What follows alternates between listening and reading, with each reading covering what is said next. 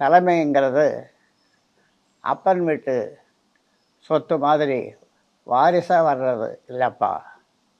அது உழைப்பால் தியாகத்தில் வரணும். மனசாட்சியை தொட்டு சொல்லுங்க, அன்புமணிக்கு நான் என்ன வாய்ப்பை கொடுக்கல? எம்பி பதவி, மத்திய மந்திரி பதவி, தேர்தலில் தோற்ற பிறகும் ராஜ்யசபா பதவின்னு எல்லாமே கொடுத்தோம். ஆனால் பொறுப்பு வந்தால் மட்டும் போதாது, பொறுப்புணர்ச்சியும் வேணும்.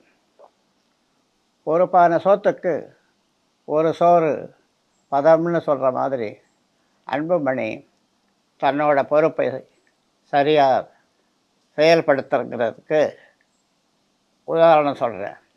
நேஷனல் ரெக்கார்டையே எடுத்து ஒரு உதாரணம் சொல்கிறேன். நான் நாடாளுமன்ற கணக்கை பாருங்கள்.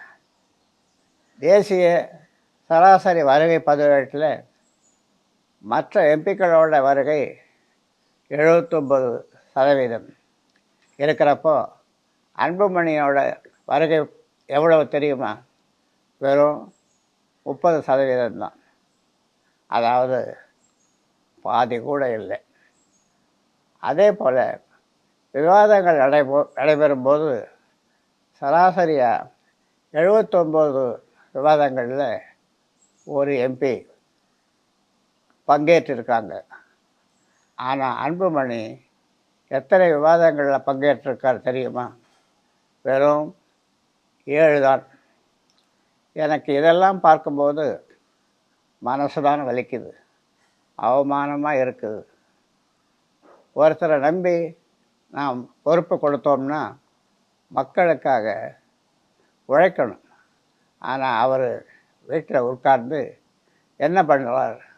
எப்படி எம்பி பதவியை வீணடித்தாரோ அதே மாதிரி கட்சியிலேயும் 1008 உதாரணங்கள் இருக்குது. ஒழுங்காக களப்பணி ஆற்றலை, தொண்டர்களை சந்திக்கலை. இதுதான் உழைப்பா? இல்லை. இதுதான் மிதப்பா?